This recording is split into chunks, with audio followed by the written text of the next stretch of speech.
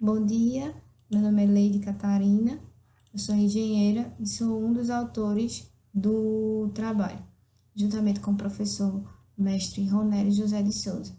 Nós vamos falar sobre o estudo da influência do fluido de trabalho no desempenho de um ciclo raquíneo orgânico através da análise energética. Aqui é a estrutura da nossa apresentação, onde nós temos o objetivo da pesquisa, a introdução, o referencial teórico, modelamento termodinâmico, resultados e discussões e as conclusões. Primeiramente, sobre os objetivos da pesquisa, ela visa avaliar a influência de diferentes fluidos orgânicos no desempenho de um ciclo raquíneo orgânico. Visa também avaliar o desempenho de cada fluido sobre a perspectiva da primeira lei termodinâmica, que é a análise energética. Visa também realizar análises paramétricas focadas na temperatura de entrada do expansor, na relação de pressão e na temperatura de condensação. O ciclo raquíneo orgânico ele tem sua importância na sociedade no que se refere a uma sociedade sustentável, devido ao crescimento da população, ao desenvolvimento das tecnologias, isso tem um aumento do consumo energético. Só que a gente precisa ter uma sociedade sustentável. E o ciclo raquíneo orgânico tem como uma das soluções técnicas viáveis, onde ela visa a recuperação e reutilização de calor residual, e além de utilizar como fonte térmica as fontes renováveis que temos, como biomassa e a energia solar. Gente, ela perguntou de onde eu era. O ciclo raquíneo orgânico ele foi escolhido por ser competitivo, principalmente em relação ao ciclo raquíneo convencional, por utilizar fluidos orgânicos como fluido de trabalho. Como a gente sabe, o ciclo raquíneo convencional utiliza água, né? E ela tem uma alta temperatura de evaporação. E no caso dos fluidos orgânicos, eles têm uma baixa temperatura de evaporação. A gente também tem aplicados em fontes de energia de baixa temperatura, ou seja, as fontes também tem a questão de serem fontes térmicas renováveis. Elas têm baixa temperatura e a temperatura é de 80 a 300 graus Celsius. Essa produção de eletricidade também demanda pequenos níveis de potência, teoricamente, né? Não tão altos como os convencionais.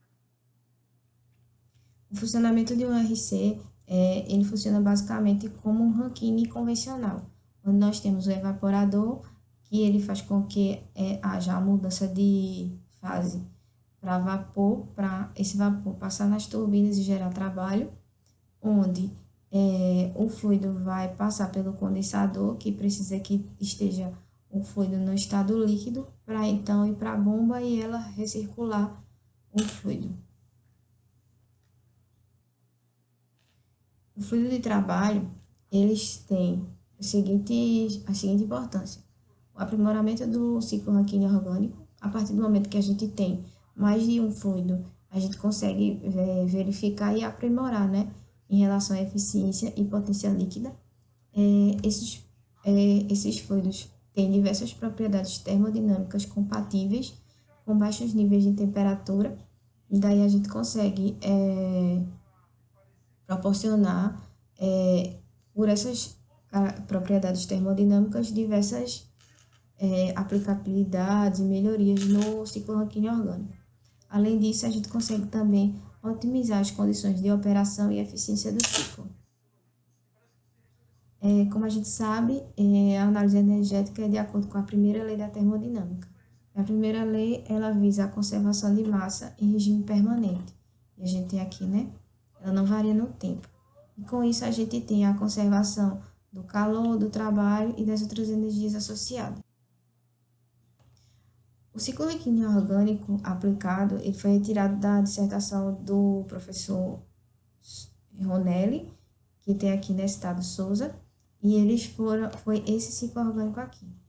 Ele fez a análise energética, exegética, exergoeconômica de um ORC com 2 modos de operação. Esses modos foram o simples, o orgânico simples e o orgânico combinado. e ele utilizou apenas o fluido R134A. O ciclo Rankine aplicado vai ser apenas esse em destaque. O fluido de trabalho utilizado são o R134A, o R123, o R227EA, o R245 e o R290. Aqui estão as propriedades dos fluidos e a gente vai atentar principalmente a temperatura de evaporação. Vamos ver aqui que o R123 a temperatura é 131,4 graus Celsius, o R290, 43 graus Celsius, a temperatura de evaporação do fluido, e R245FA, 107,7 graus Celsius. A seleção de um fluido de trabalho é importante e desafiador devido ao seu importante efeito na eficiência do ciclo. Vamos ver agora. Primeiramente, os parâmetros de entrada. Esses parâmetros de entrada foram determinados por Souza, e são eles: a pressão na entrada do expansor de 1,5 megapascal, a temperatura na entrada do expansor de 80 graus Celsius a 200 graus Celsius, a massa de 0,07 kg por segundo e a relação de pressão variou de 1,5 a 3. Observando agora o mapa de resultados, a gente tem a temperatura 2, que é a temperatura de condensação, a eficiência e a potência líquida, e a gente vai variar a relação de pressão, fixando a temperatura 5, que é a temperatura na entrada do expansor, de 200, 150 e 100. Já para o grupo 2, a gente fixou a relação de pressão e vai ver o comportamento da eficiência em relação a faixas de temperatura de 80 a 100, de 130 a 150, de 180 a 200, essas temperaturas na entrada do expansor. A mesma coisa para potência líquida. Em relação à temperatura de condensação, variando a relação de pressão, nós tivemos comportamentos semelhantes para todas as temperaturas na entrada do expansor. E a gente percebeu que o R290 tem a menor temperatura de condensação, aproximadamente 0 graus Celsius, e o R123 e o R245FA tem uma temperatura de condensação muito alta. E o que pode acontecer? A temperatura de condensação sendo muito alta, a de evaporação vai ficar muito próxima e o ciclo pode não funcionar. Para a potência líquida em relação à relação de pressão, a gente percebeu um aumento para todos os fluidos ao aumentar a temperatura de evaporação. Teve um aumento da potência líquida. Os fluidos R123 e o R245FA obtiveram comportamentos quase nulos para 100 graus Celsius, diferentemente acima de 100 graus Celsius, né? Isso devido às temperaturas de evaporação altas que o fluido possui, esses dois fluidos. Quanto à eficiência e em relação à relação de pressão, a gente percebeu que houve uma diminuição da eficiência, mas o R245FA e o R123 obtiveram comportamentos fora do padrão para a temperatura igual a 100 graus Celsius na entrada do expansor. Isso devido às temperaturas de evaporação alta do fluido. Quanto ao grupo 2, agora a gente fixando a relação de pressão igual a 2, a gente percebe que a eficiência para as faixas de temperatura, o R123 e o R245FA, mais uma vez, não funcionou, devido à temperatura de evaporação do ciclo ser baixa, né? No caso, para 80 e 100. E o R123 ele só funcionou adequadamente acima de 130 graus Celsius. Já o R290, o R134, o R22EA, em relação, tem destaque, né, de eficiência. Estou vendo aqui. A potência líquida com a temperatura na entrada do expansor, novamente o R123 e o R245 proporcionaram um funcionamento adequado apenas acima de 130 graus Celsius. E a potência líquida aumentou para todos os fluidos, ao aumentar a temperatura de evaporação do ciclo, no caso. Como conclusão, a gente percebe que o fluido R290 obteve melhores resultados com a relação de pressão igual a 3 e temperatura de entrada do expansor.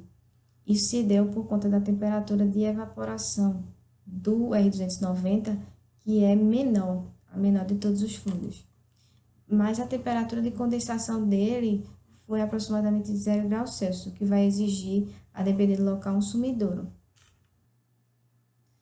Já a gente percebeu também que as variações trabalhadas confirmaram que a temperatura de evaporação do fluido é um fator importante na resposta de potência líquida, e que quanto menor a temperatura de evaporação do fluido, pior será o desempenho do ciclo e menor a eficiência e potência líquida, confirmando-se através dos fluidos R123 e R245, que tem a temperatura de evaporação muito alta, já em relação também ao R290, que tem a temperatura de evaporação baixa.